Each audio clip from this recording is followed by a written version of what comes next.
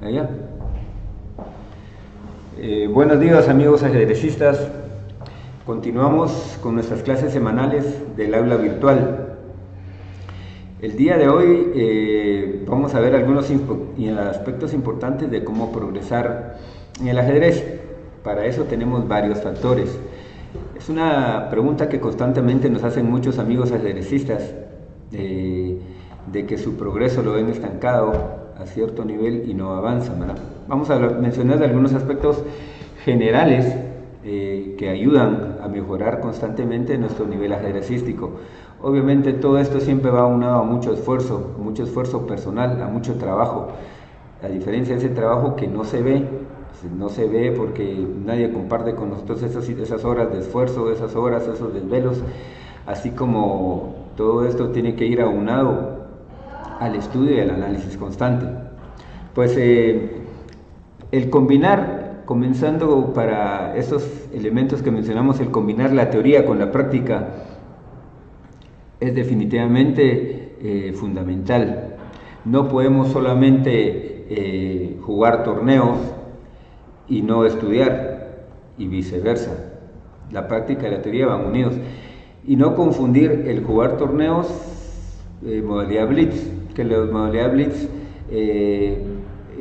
puede ser de doble filo. Cuando no tenemos la suficiente experiencia y el conocimiento necesario del jugar Blitz, puede ser que nos cree deficiencias en nuestro nivel de aprendizaje, porque nos acostumbramos a jugar rápido, a ya no reflexionar como debe ser, solo a contestar inmediatamente.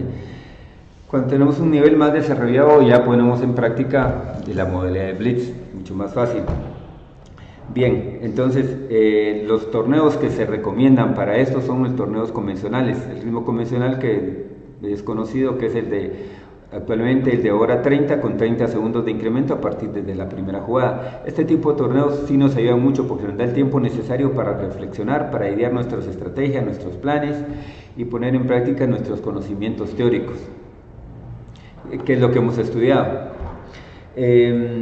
La segunda condición es variar los métodos de actividad, y es poseer un real interés por las distintas fases de la cultura ajedrecística. No es solo el hecho de jugar los torneos y estudiar la práctica, pero es importante para estudiar la cultura del ajedrez, los clásicos. Actualmente muchos jóvenes ajedrecistas empiezan directamente viendo partidas de Magnus Carlsen, de Karjakin, de Nakamura, So, Anand, etc. Y olvidan a los grandes pioneros, a los que han dejado los fundamentos de la teoría. De la teoría, me refiero al decir teoría, a la práctica de los finales, del medio juego, de la apertura. Podemos mencionar desde, por decir Capablanca, sin mencionar a otros, Capablanca, digamos, de mis tiempos, yo puedo decir Fischer, de los grandes jugadores que fueron muy aguerridos, creativos, que buscaron mucho la iniciativa. Kasparov también, otro de los grandes más recientes como Karpov, uno de los grandes maestros y campeones mundiales de la profilaxis, del juego estratégico. Todos ellos hay que estudiar las partidas, y el estudiar la partida no es verla en 10-15 minutos, es tomarse el tiempo de varias horas para analizar y comprender los planes que cada uno de ellos ha desarrollado en esas partidas, para que nos quede la idea de cómo desarrollaron esos planes, de entender los finales de sus estrategias de medio juego. Bien, el otro es intervenir en competencias serias. Como ya lo mencioné, las competencias serias sería jugar torneos donde realmente estemos poniendo en juego nuestro vuelo nacional o internacional, si fuera posible, clasificar alguna situación que consideremos importante. ¿Por qué? Porque son torneos de ritmo convencional y donde le ponemos todo el interés porque hay algo en juego. Generalmente cuando jugamos torneos de menor tiempo no le ponemos la atención necesaria y no podemos sacar las conclusiones que deseamos para ver el progreso y lo que debemos hacer para mejorar. Otros factores importantes y fundamentales para superar es el análisis de nuestras propias partidas.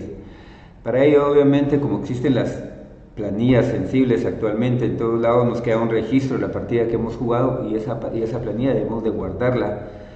Muy recomendable es también empezar a hacer bases de datos a través de la herramienta fundamental de un ajedrecista que es el Chessbase.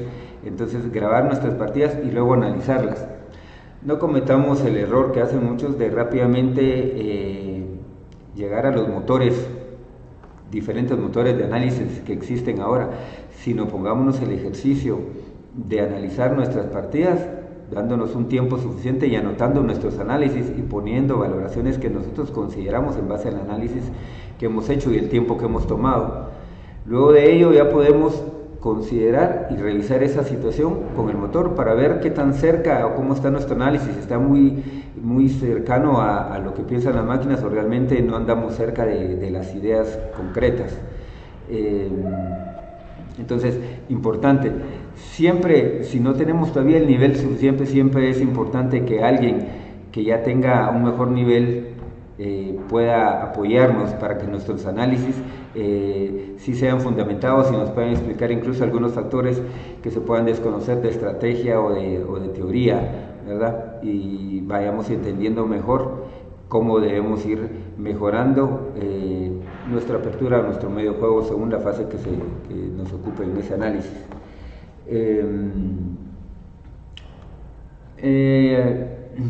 También a algunos jugadores les ha ayudado a jugar partidas, lo que se llama por correspondencia.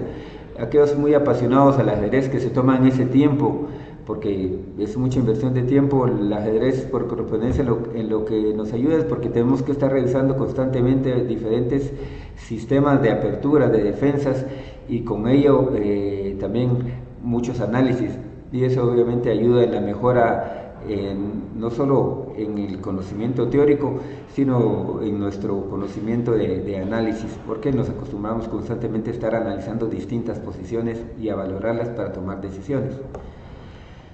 Otro aspecto es analizar el mayor número de partidas de los clásicos. Trátese de Petrosian, Botvinnik, Capablanca, Alekhine, etc. Como lo dije, todas esas partidas de diferentes estilos, incluso de cada uno, nos ayuda a entender los modelos y las ideas que ellos plasmaron y que actualmente incluso les han servido de base a grandes campeones como Kasparov, que se puede ver en Kasparov, Carlsen, Karpov, y todos ellos han tenido que estudiar los clásicos para mejorar su ajedrez y después ellos mismos han dejado su huella. Pues después de todos estos aspectos que espero que los tomen en cuenta y les sirvan si realmente los ponen en práctica y le ponen la dedicación adecuada, verán sus frutos al tiempo. En el tiempo verán cómo van aumentando su nivel de juego, sus resultados incluso en competencias, ¿verdad? Para hoy analizaremos una partida de Tigran Petrosian, un gran maestro ruso, y el maestro Clark Peter Hugh. Es una francesa, como lo podemos ver ahorita. Pasamos a ver una francesa variante del avance. E4 de 6, E4 de 5, E5. Esta es la famosa francesa, conocido la variante del avance. La idea en sí,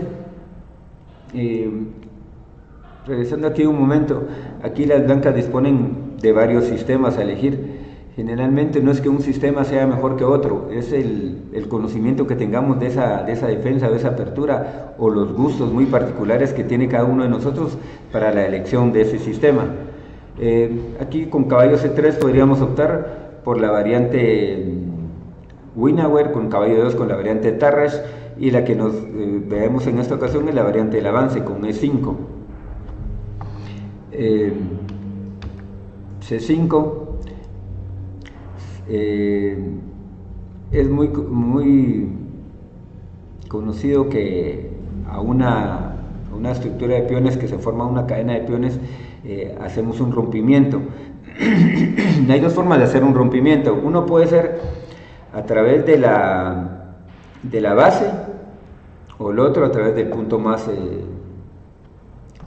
elevado que tenga, ¿verdad? Para romper esa fuerza, esa estructura, esa cadena de peones.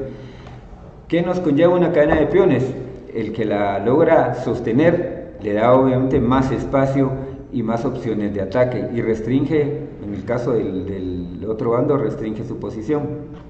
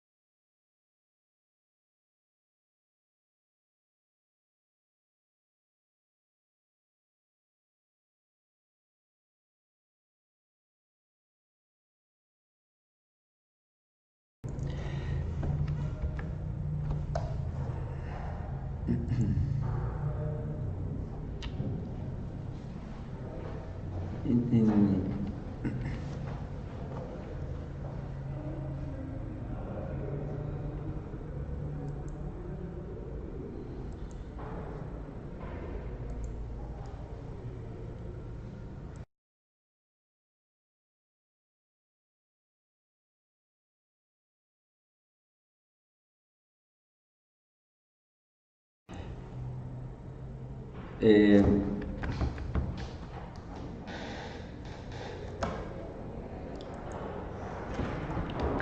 dama B6, continúan las negras apoyando el rompimiento sobre el punto D4, caballo F3, sosteniendo el desarrollo normal, caballo C6. El desarrollo de la negra siempre apunta a presionar el punto D4, con la intención de romper esa cadena de peones, ¿verdad? A3, una jugada muy interesante. El propósito de ello es intentar hacer B4 y activar ese alfil de C1 vía B2 para sostener el peón de D4, ya que no es posible alfil E3 porque caería el peón de B2. Pero las negras eligen otra variante. En vez de la usual peón por peón, hacen C4. Un plan distinto al habitual, aunque también es muy jugable. La intención es que el alfil no salga donde sale naturalmente vía el alfil blanco, que sale vía D3, para hacer presión sobre toda la diagonal desde B1 hasta H7. Entonces G3, darle vía al alfil y continuar con su desarrollo. Alfil D7, esto es normal según la teoría. Alfil G2, enroque largo. Ya que han cerrado prácticamente las opciones de rompimiento de las blancas en el flanco de dama, se enroca largo y pretenden hacer rompimientos en el centro, incluso en el flanco de rey, ya que su rey no está enrocado en el medio flanco, o sea, son enroques heterogéneos. Enroque corto, caballo A5, neutralizando las opciones de las blancas. El punto B, caballo D2.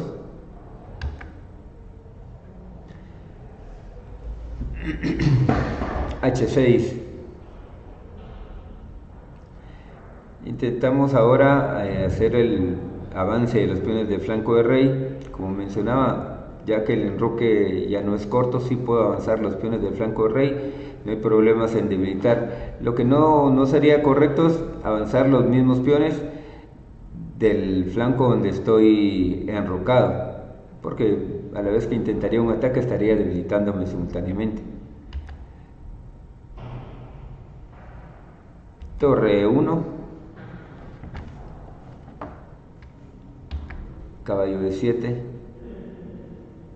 Como ven ahí está buscando la casilla F5.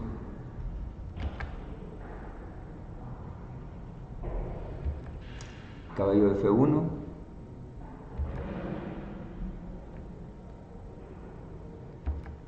caballo F5. Todo aquí es un desarrollo más o menos normal. Cada quien está haciendo su plan de juego. Caballo E3. Cuando digamos tenemos menos espacio, buscamos simplificar piezas para poder tener más maniobra. En este caso buscan cambiar una pieza activa, como es el caballo F5 vía caballo E3. Ahora su objetivo, caballo por E3. Aquí es posible tomar con el peón de F y con la torre, ¿va? Digamos que si tomara con el peón de F, podría continuar la variante con alfil C6.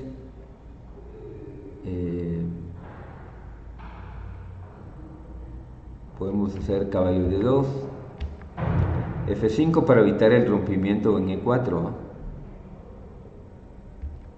Al paso, peón por peón al paso, peón por peón al paso, y seguimos E4. La intención aquí, en esta variante, sería hacer el rompimiento y tratar de crear debilidades y darle vida a los alfiles de parte de las blancas. Entonces se ha continuado con E5, aprovechando la clavada que existe en este momento de la dama que está en B6 sobre el rey de G1 y hacer presión el punto de 4. Y esta posición sería buena para las negras, ¿no? Ya que se está abriendo la posición, los alfiles y las torres están tomando gran fuerza y el rey se ve que tiene problemas y la falta de desarrollo de este alfil hace que las negras tomen la iniciativa. Entonces, continuaron en vez de F por E con torre por E3. Alfil E7. Las torres, cuando veo constantemente que a las torres los pasan en la tercera línea, cuando hay piezas menores, es poco usual y a la vista, hasta por decirlo así, no se ve natural. ¿Por qué las torres en la tercera, digamos, en pleno medio juego no es acostumbrado ponerlas ahí? Porque está al alcance de piezas menores y entonces van a tener que estar moviéndolas constantemente. Normalmente las torres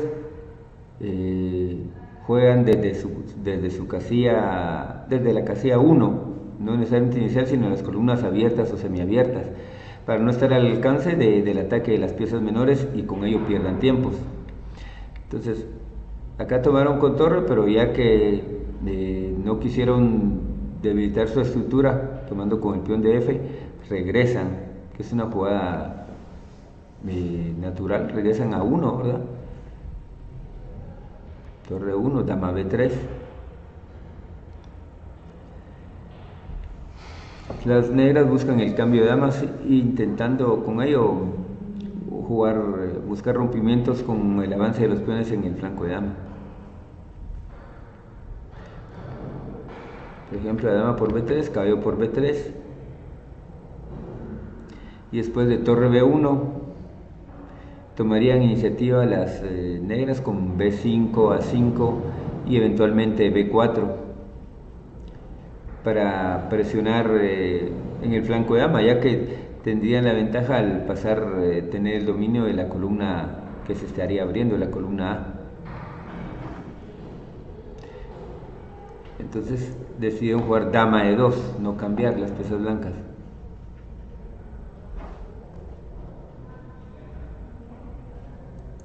Alfil A4 se considera una buena jugada. ¿Por qué? Porque obviamente buscamos jugar dama C2 con la intención de que ese alfil de A4, con este alfil de A4, pase también nuevamente a la casilla C2 y juegue sobre la diagonal desde B1 hasta H7. Recordemos que algo muy importante en la estrategia del ajedrez es que todas nuestras piezas jueguen y estén activas. Entonces este alfil no está en una diagonal muy importante que esté haciendo un papel fundamental. Sin embargo, sí lo es al trasladarse a la diagonal, como mencioné, B1 H7. alfil E3,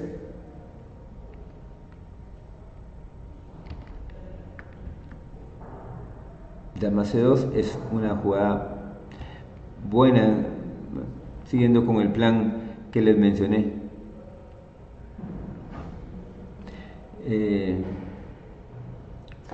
Pero prefirieron hacer en este momento primero rey B8.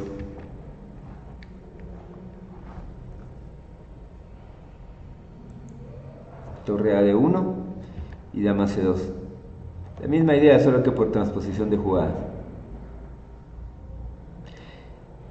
El cambio, las blancas creen que no les conviene jugar con ese juego de piezas menores, ya que con ese alfil máximo ya en esa gran diagonal donde controlaría todas las casillas blancas, ya que a dama por C2, torre por C2 y a torre D2, alfil H7, la ventaja estratégica sería muy importante de parte de las negras, con la idea de caballo B3, eventualmente alfil D3 o el rompimiento en el flanco de dama con el plan de B4, B5 y B4. Entonces, torre D2, dando el cambio, dama F5,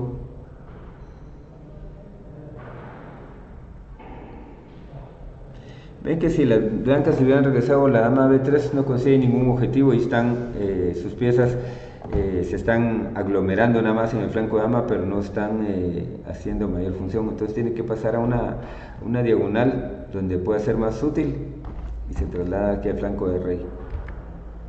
Torre F1,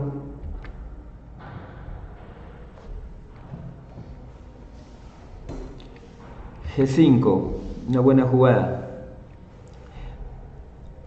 ¿Por qué? Porque estamos evitando que las blancas puedan expandirse y al contrario de eso las negras amenazan H5 y hacer rompimientos con H4 y de alguna manera jugar en ambos flancos, tener el dominio del flanco controlado, el flanco de dama, y abrir líneas para atacar en el flanco de rey. H3, H5. Se ve una posición dominante de parte de las negras. O sea, Petrosian es un jugador que sabe controlar la posición en este momento, la domina y le deja menos espacio y evita el contrajuego de parte de las blancas. Caballo H2, con la idea de F4, buscando liberar un poco la posición. Como las columnas que se pretenden abrir son la H y la G, y son los peones que van a continuar subiendo, y eventualmente puede haber una columna abierta o semiabierta, las torres se preparan para estar listas a la batalla. G4. Ya en este momento no era buena F4 por G por F, ¿eh? Y entonces las blancas estarían abriendo ellos mismos la posición y estaría muy comprometido, ya que las torres están sobre esas columnas. G4, dama G6.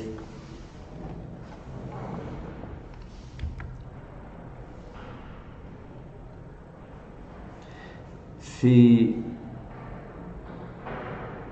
jugaran F4, que sería que única y tal vez una buena jugada, continuarían con el cambio, alfil por peón, serían cambiando peón por y tomarían de caballo. Y las blancas tienen más posibilidades de sostener la posición ahí con el caballo, ya que no hay un rompimiento o no hay una amenaza de un peón para que este caballo de G4 pueda ser desalojado de esa casilla, que está haciendo un efecto bloqueador para que toda la fuerza de las damas y las torres que están sobre la columna G y H puedan llegar a ocasionar algún daño al rey blanco.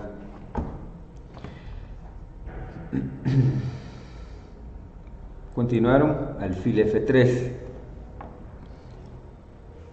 una jugada dudosa. Decidieron cambiar H por G, toman alfil por G, una variante forzada, ya que no es posible con caballo, no era posible tomar con caballo porque se va el peón de H3, ni tomar con el peón de H, ni tomar con el peón de HG por dama H7, y aquí no habría forma de defender este caballo y parece que habría un mate en H2. Entonces continuaron con alfil por G4.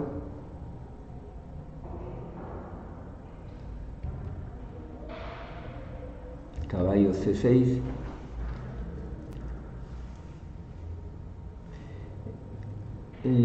Si el caballo llegaba a B3, que pareciera una jugada llamativa, después de torre B1, el caballo no tendría más futuro, porque no tiene acceso para trasladarse a otra casilla hacia el flanco de rey. Entonces prefiere hacerlo vía C6 para incorporarse luego de algunas maniobras al ataque del flanco de rey, como lo veremos. F3,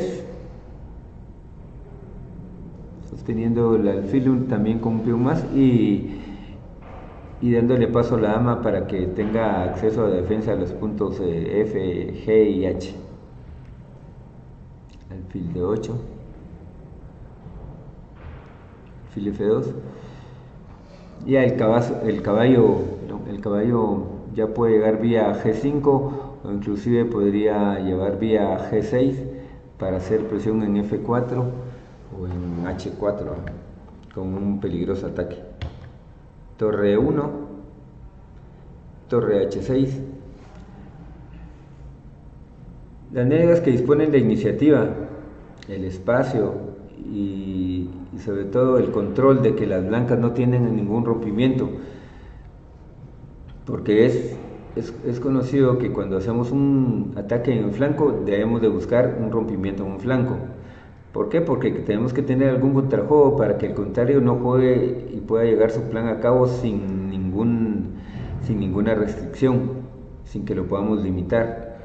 En este caso, cuando las negras dominan el flanco de dama, evitando los rompimientos, tienen su alfil A4, evitando eventualmente B3 o que se abra alguna línea, tampoco permiten que se haya rompimientos en el flanco de rey porque tienen esto controlado. Pues trasladan entonces sus piezas acomodándose con todos los tiempos que deseen para fortalecer su ataque. Caballo F1, doblando torres, enfilándose hacia la columna H, buscando el momento oportuno, ya sea para sacrificar o llevar este caballo F4 para llevar más fuerza al punto débil H3. Alfil G3 y sin más torre por H3. Una jugada muy fuerte. Normalmente buscamos sacrificios de calidad solo cuando vemos algo concreto o que vemos una recuperación inmediata. Aquí vemos la actividad de las piezas y cómo luego de que toman, las posibilidades de defensa no son buenas para las blancas.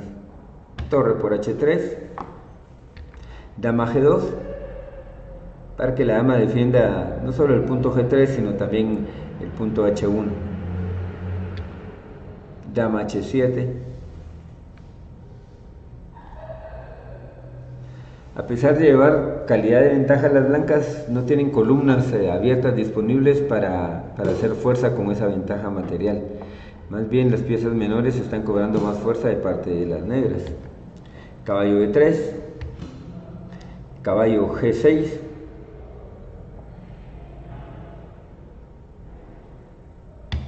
caballo G4, como verán, caballo F4, una jugada que era previsible y que no era posible evitar por parte de las blancas. Se ve que el final está muy cerca. Alfil por F4, E por F, se amenaza torre G3, clavando la dama. Como ven, es una posición de dominio por parte de las negras, porque sus alfiles, incluso el alfil de A4, aunque no se ha movido hace muchas jugadas, mantiene el control y está el acecho de que le den la oportunidad de entrar vía C2 para estar en esa gran diagonal y contribuir en el ataque. Y el alfil de D8 limita también y controla el caballo de G4. Rey F1, evitando la clavada, y el rey busca huir, aunque es tarde. Después de torre G3,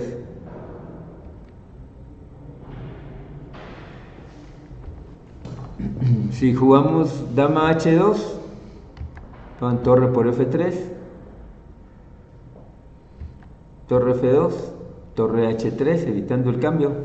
Recordemos que cuando estamos atacando evitamos los cambios, porque necesitamos esas piezas para seguir presionando, y el bando que se defiende siempre busca cambiar cuando lo están atacando, para obviamente quitarse presión y tener más espacio para sus piezas.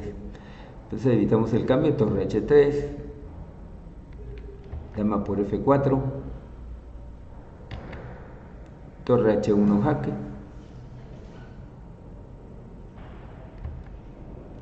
rey E2 y dama D3, jaque mate.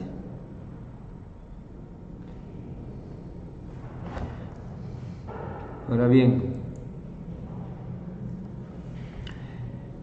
a dama F2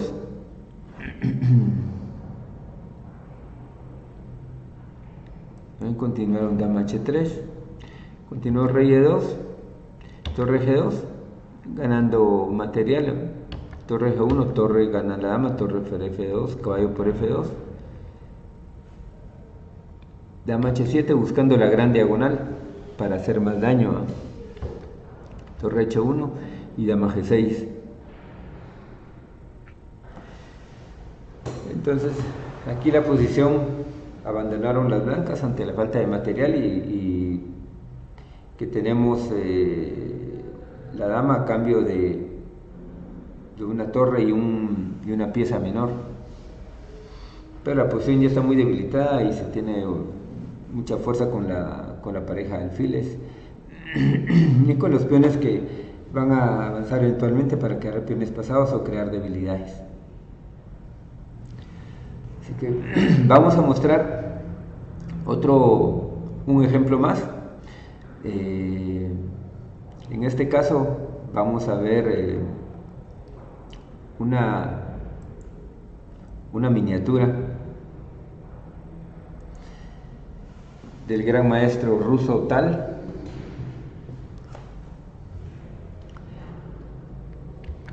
E4 G6. Estas aperturas hipermodernas, muchas veces cuando no sabemos jugar bien el tipo de estas estructuras en nuestros inicios, que uno como entrenador no recomienda a un jugador que inicia en el ajedrez que sus primeras defensas sean de fianchetto, porque alteran la estructura y todavía no tienen el conocimiento necesario para saber cómo mover los peones. Como le digo a mis alumnos, recuérdense que las piezas, si están mal ubicadas, pues podremos maniobrar y mejorar su posición, pero los peones ya no pueden regresar. Entonces marcamos ahí nuestra columna vertebral, nuestra estructura, nuestra debilidad, y esa es la base para ya jugadores de experiencia para atacar esas debilidades y aprovecharles esos y desarrollar su plan para poder ganar su partida. D6, hasta el momento una defensa Pirc, caballo F3, uno de los sistemas también favoritos de Karpov, sacar los caballos y mantener los peones centrales sin debilitar, control. Entonces, C6 también es unas líneas practicadas. Se busca, los temas es jugar caballo de 7 D5 o eventualmente B5. Aquí tal busca alfil G5. Aún aquí es temprano para ver, pero podría entenderse que el plan podría ser dama D2 y jugar como en los esquemas de la dragón de la siciliana, que busca uno cambiar el alfil de H6 para debilitar el fianchetto y avanzar el peón de H con idea de iniciar un ataque sobre ya un fianchetto debilitado. Dama B6, Es un poco, diría yo, que aventurero, arriesgado que a un jugador, a un gran maestro como Mikhail Tal, un gran campeón de todos esos tiempos y muy conocido por ser un jugador muy táctico, que sacrificaba y que miraba, que tenía un gran alcance en cuestión de iniciativa.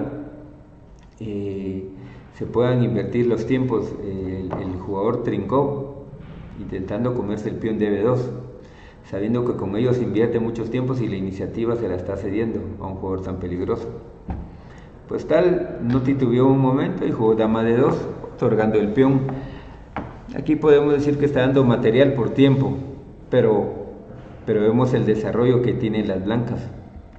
Dama por B2, una jugada, diría que demasiado arriesgada y no recomendable en la apertura para los jugadores que se inician, comer material a cambio de desarrollo. Un jugador ya más experimentado explota este tipo de situaciones porque pone en juego todas sus piezas, mientras el otro, a cambio del material, se está quedando sin desarrollo. Veamos en este ejemplo torre B1, obviamente amenaza a la dama, gana otro tiempo y pone la torre en la columna semiabierta para presionar eventualmente el punto B7 y evitar que el alfil de C8 pueda desarrollarse. Dama A3, alfil C4, presionando siempre los puntos más débiles de la posición. Recordemos que los puntos más débiles al inicio de una partida son el punto F7 y F2. ¿Por qué? Porque obviamente es el punto que está defendido solamente por el rey. Los otros peones, podría ser el peón de H, el de G, o el de E, o el de D, están defendidos por piezas, pero el peón de F siempre está defendido solo por el rey. Entonces es un punto a tener en cuenta de los sacrificios tempranos en la apertura. Dama A5, una jugada natural que la dama evita estar atrapada y quiere ir a consolidarse o refugiarse dentro de sus propias piezas. Pero como mencionamos, sigue perdiendo un tiempo más a cambio del peón que tiene de ventaja. Enroque corto. Si hablamos de los principios de la apertura, las blancas pues tienen el dominio del centro, han desarrollado todas sus piezas, tienen la seguridad del rey. Y las blancas, las negras, apenas han sacado su alfil vía G7 y todas las piezas siguen en su casilla inicial y el rey aún en el centro expuesto. Y obviamente esta posición es castigada por un jugador de la calidad de Mikhail Tal. E6.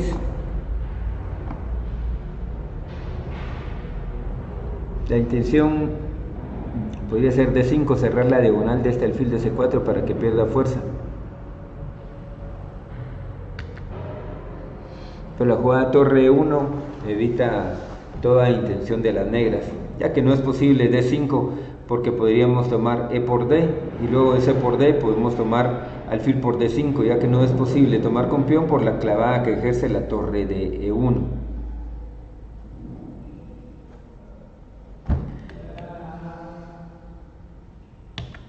A6. Las negras siguen invirtiendo tiempo sin desarrollar piezas y las blancas siguen activando su alfil F4, una jugada natural presionando la debilidad del punto D6, como siempre invitándolos a que avancen el peón. Y ya mencionamos que no es posible avanzar el peón de D5 porque lo estarían perdiendo por la clavada que está ejerciendo la torre sobre el rey de E8. E5. Tiene que cerrar para defender el peón de D6, pero a la vez activa la diagonal del alfil de C4. D por E. Lo recomendable y normal en los casos del rey en el centro, cuando no tiene desarrollo, es abrir columnas, abrir diagonales, para que todas las piezas entren en acción y sea castigado la falta de desarrollo y la permanencia del rey en el centro. D por E. Dama de 6. Buena jugada. Veamos lo interesante de esta jugada, que está dejando el alfil, pero está quitándole las casillas al rey. En este momento el rey no tiene ninguna casilla disponible de movimiento. A simple vista no se ve el efecto de esta jugada. Y aquí por eso vemos el ejemplo clásico de cómo explotar un rey en el centro.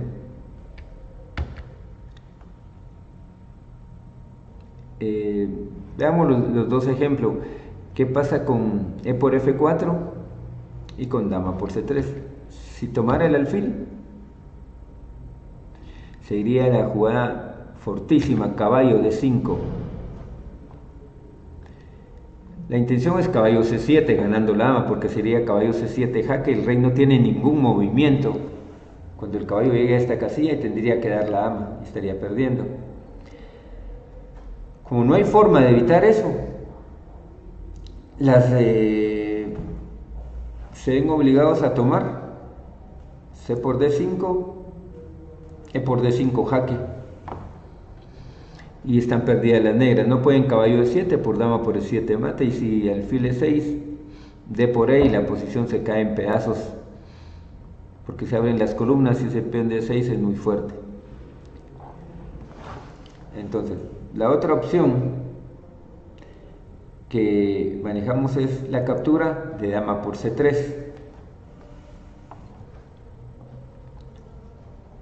Dama por C3, torre de 1.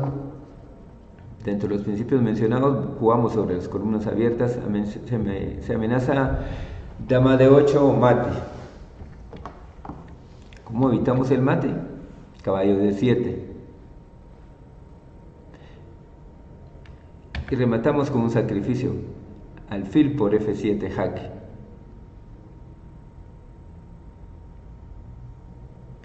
Luego de rey por F7, caballo G5 jaque, forzado rey E8, dama E6,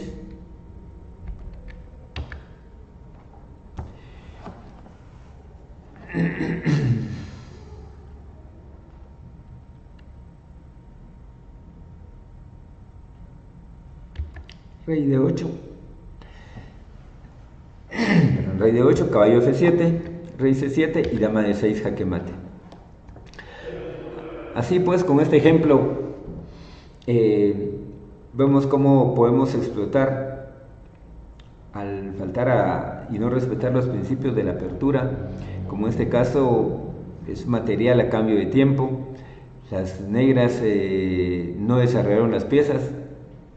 Para un caro el tomar ese peón e invertir todos esos tiempos, mientras las blancas aprovecharon su desarrollo. Obviamente los detalles tácticos y el conocimiento de cómo jugar en este tipo de posiciones cuando el rey está en el centro, abriendo columnas, haciendo sacrificios, que son muy típicas cuando no hay desarrollo, pues esperamos que de esta manera les sirvan estos ejemplos para que ustedes lo puedan tomar en cuenta cuando jueguen sus partidas, cuando sus rivales no desarrollen adecuadamente sus piezas y decían estar comiendo material prematuramente.